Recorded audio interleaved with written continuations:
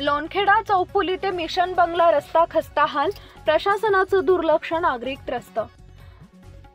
मैलोणी ते मिशन बंगला या मुख्य मार्गाची अवस्था अतिशय खराब झाली असून नागरिकांना दररोज जीव धोक्यात घालून प्रवास करावा लागत आहे।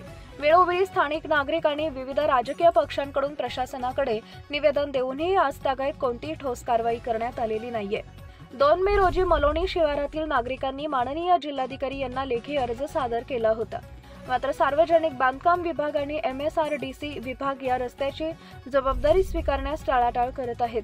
तिखोरा उंटावा हा पर्यायी रस्ता सध्या दुरुस्त केला जातोय, परंतु त्या मार्गावरील पूल अत्यंत धोकादायक अवस्थेत आहेत। या संपूर्ण प्रकरणाची गांभीर्यपूर्वक दखल घेऊन लवकरात लवकर योग्य निर्णय घ्यावा या मागणीसाठी आज पुन्हा एकदा शिष्टमंडळानं माननीय जिल्हाधिकारी मॅडम यांना निवेदन दिले। अन्यथा तीव्र आंदोलनाचा इशारा यावेळी देण्यात आला।